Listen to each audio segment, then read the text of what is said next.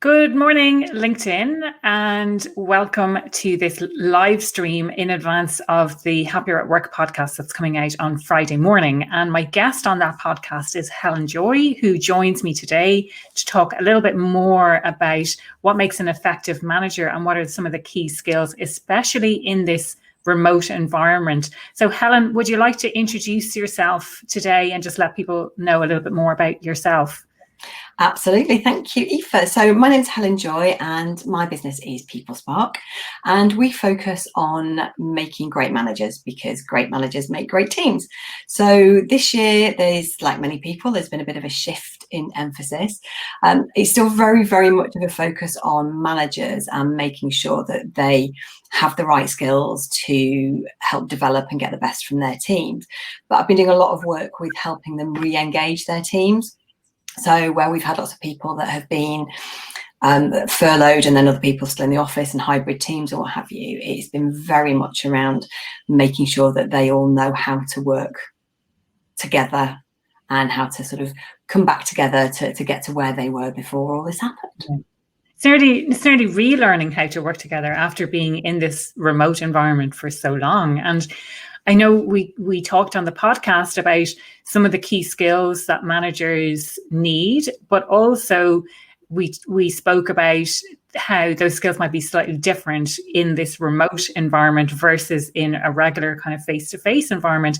And going forward, there might be a bit of a hybrid situation going on, or people might choose to stay working remotely for more days in the week than what they're in the office. So the skills that are required by managers might be slightly different. And I suppose, you know, one of the other things that we mentioned about not everyone necessarily wants to be a manager as well. And this might separate people who do really want to do that versus those who don't.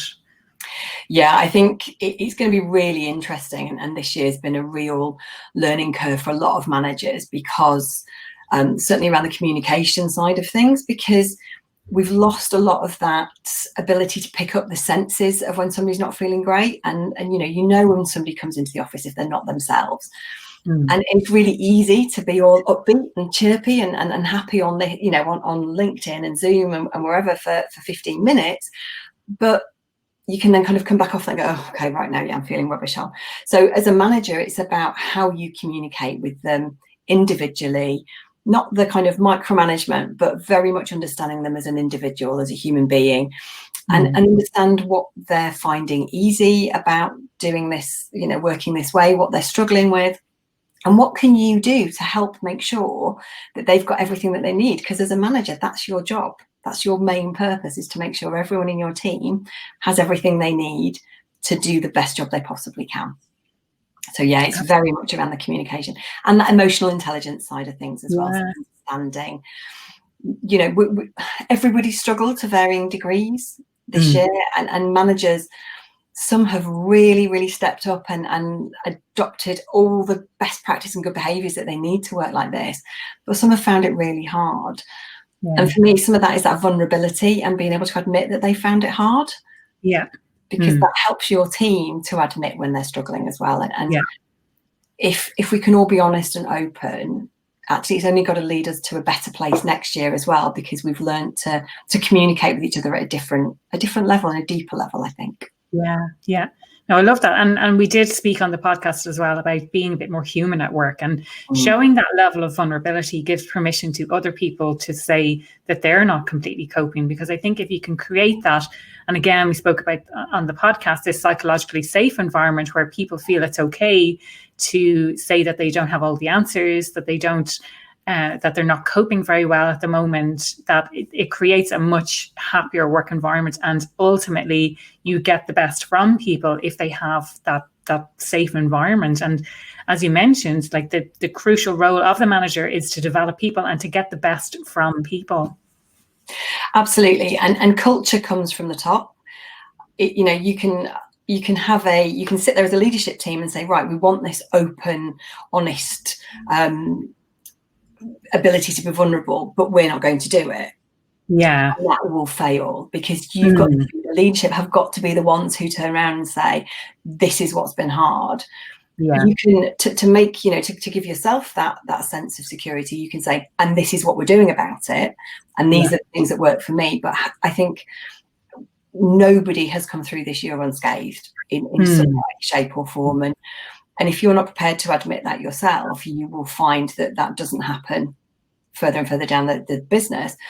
And you will end up with a very, very dysfunctional, damaged organization, because people will get so far and then won't be able to cope anymore. And this isn't going away, is it?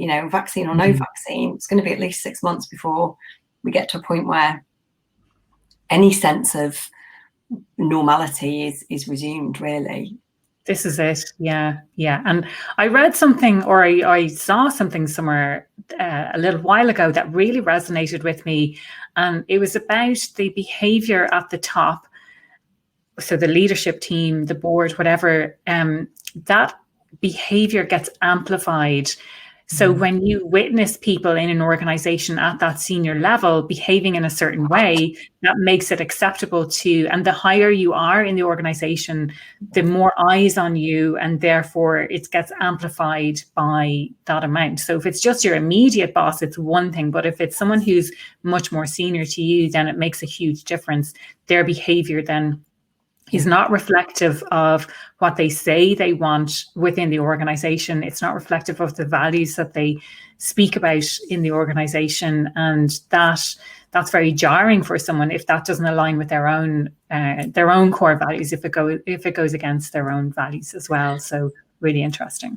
Yeah. And there's so much work that businesses need to do around those values and things, isn't there? Oh, yeah. How many organizations are they splattered all over the wall? But if somebody turns their back on that wall, they couldn't tell you what they were. And they certainly couldn't tell you the behaviors that embody those values. And to me, until somebody says, they don't need to tell you quote for quote what that value means or what it says. What they've got to be able to identify is, what does that look like for the customer? What does that look like for other teams? What does that look like? How does somebody who embodies our values actually behave? How do they speak to each other? And like you say, you can have all the values in the world, but if your leadership doesn't embody them, it will never ever happen. Yeah. It helps with decision making as well. So if I were using this value of fairness, what decision would I ultimately make? And, I use that term for like fairness would be one of my core values, but it's also like, what does that mean when it comes down to it? So really an explanation rather than just a word, really defining very clearly what is expected of fairness, because you might have a value of fairness as well, and I might have a value of fairness, but they mean very different things to different people. So it does need to be clearly defined about the behaviors and the decisions that are expected as a result of those. And that's something I'm super interested in and did. Part of my dissertation research was around this concept of values and the importance of that. And I'd love to continue to research it a little bit further detail. Daryl is commenting here saying, so true, so many companies have token values that they don't embody on a daily basis. And I've been in situations like that where they talk about the values and even in the performance reviews, the values are there. And like, how did you demonstrate the values this year? And it's so tokenism. It's so, let me think of one example where I demonstrated the values where it should be that they're embodied on a daily basis, essentially. Yeah. And that's how you get the real culture of your business, isn't it? Yeah. It's the behaviors. It is what people actually do and how they think and how they process decision making. Yeah. Should always be almost like each value should have sort of 3 principles underneath it, that when you make a decision, and it's about how many values do you have as well, because how many values can anybody genuinely keep in their head every, all the time, every day? But it is fascinating stuff. Yeah. Now it's really, like you say, it clearly defines the culture of an organization, but there's also what we say versus what we do. So it's on the one hand, like, this is what we're saying the values are, or they're kind of a bit more aspirational maybe, versus that's not really reflected in how people on a day-to-day basis behave in the organization. So super interesting. I've sat in with teams where the values have been being discussed, and as you know, particular values come up, and you've had like people sniggering, and it's that's clearly not embodied in this business, is it? This is the emphasis of what is embodied in this business. Yeah, absolutely. Which is so just in terms of wrapping it up today, Helen, one of the aspects that we spoke about was the importance of managers generally, and like managers they're not going to go away. I did hear someone was saying that middle management might get squeezed out a little bit, but I think the skill of being able to develop other people and bring out the best in other people in an organization is not a role that's going to go away anytime soon. So any thoughts to share around that? It is really interesting. I think it will change, definitely. I think that you know, as businesses get leaner over the next couple of years, I think they will, you know, it depends on the culture of your business. You'll have organizations where they say, well, if your job is just to get the best out of people, that's not, where's your return on investment? What do I get from that? And I think that's a real danger. I know in the recruitment industry specifically, a lot of managers recently have been pressured to go back to doing the billing side of recruitment as well as the people management side. And I am watching that with interest, because being a successful recruitment consultant and being a successful recruitment manager have two different sets of skills. Yeah. Well, there's some overlapping. It's a Venn diagram. But to actually be able to focus on other people and to focus on getting everyone in your team to where they need to be versus chasing your own client, I'd be really interested. And I think that's a model that some businesses will take. I think they will squeeze out you're just a manager. And people get it tagged onto their existing day job. And I think, like everything, it's cyclical, and in 12, 18 months when it doesn't work, we'll be going back to people just becoming managers, because that's what we're human. We need that. We need that drive, the motivation. We need the person that cares about us. We need to feel valued and important within an organization, because it's not quite 1984 yet. Yeah. Well, I'd love to show people what is the difference between having someone just as a manager and what is the return you actually get from that, from being able to perform your best work on a day-to-day basis. I think for me, there's a huge return on that. And so just in terms of wrapping this up, thank you so much for your time today, Helen. Really appreciate you taking the time to go on LinkedIn Live with me. And for anyone who is watching today, either live or on the replay, the podcast that Helen and I recorded will be out this Friday, 6 a.m. GMT. So I don't expect you to be getting up at that time, especially not in the winter months. But it is available from that time wherever you get your podcasts. It will be available.